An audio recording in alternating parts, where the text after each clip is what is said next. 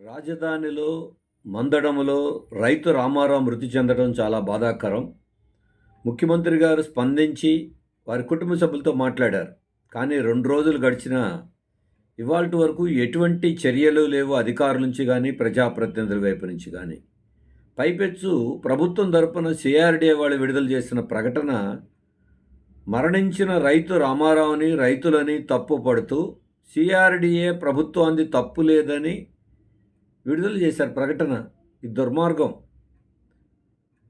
ప్లాట్లు లోతట్టులో ఇచ్చారని రామారావు గారు చెప్తే, ఆవేదనతో చెప్తే, మేమంతా బాగా చేశామని చెప్తున్నారు.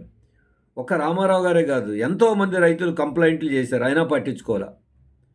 దానికి తోడు రోడ్డు విస్తరణకు అంగీకరించారు అని ఇంకొక నెపం నెట్టడం.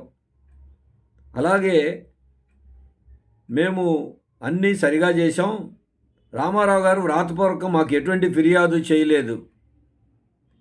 వందల ఫిర్యాదులు రైతులు, అక్కడ ఉన్నటువంటి ప్రజలు చేశారు. మంత్రి సమక్షంలోనే, ప్రజాప్రతినిధుల సమక్షంలో ఆయన ఆవేదన అంతా వ్యక్తం చేశారు రైతుల తరపున. మా ఇళ్ళు పోతే ఎక్కడిస్తారు, మా అందరికి ఒక చోట ఇవ్వండి,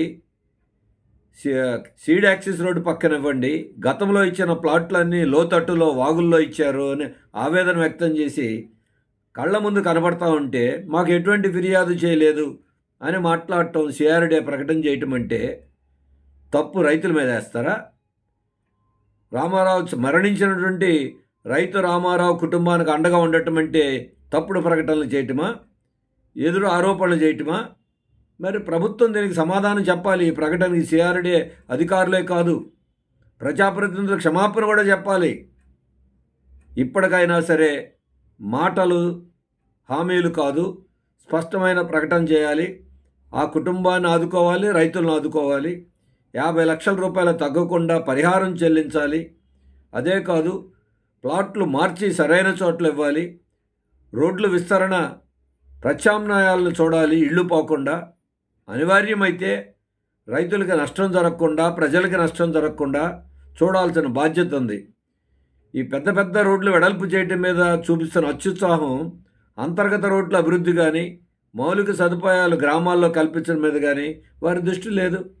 ఇప్పటికే చాలా ఫిర్యాదులు, అటు గ్రామ కంటాల సమస్య, 11 ఏళ్ళైనా తీసుకున్న ప్లాట్లు అభివృద్ధి చేయకపోతే గగ్గోలు పెడతా ఉంటే మా తప్పు లేదని రైతుల్ని తప్పుపట్టే రీతిలో మాట్లాడటం ఏమిటి? ఎన్ని ఫిర్యాదులు ఉన్నాయి. అటు పేదలకి అందాల్సినటువంటి సౌకర్యాలు కానీ, ఉచిత విద్యా వైద్యం హామీలు కానీ, అన్న క్యాంటీన్ల గురించి కానీ చట్టబద్ధంగా ఉన్న హామీలు అమలు చేయకపోతే 11 ఏళ్ల తర్వాత సమీక్షించుకోవాల్సింది పోయి రామారావు గారి మరణంతోనైనా కళ్ళు తెరిచి ప్రభుత్వము, సిఆర్‌డీఏ స్పందించాల్సింది పోయి ఇటువంటి ఆరోపణలు చేసేటువంటి పద్ధతి సరైనది కాదు. మీరు కనుక ఇప్పటికైనా స్పందించకపోతే ఆందోళన తప్పదని సిపిఎం తరపున హెచ్చరిస్తున్నాం. మేము రామారావు గారి కుటుంబానికి, రైతులకి, అక్కడ అమరావతి ప్రజలకు అండగా నిలబడతాం.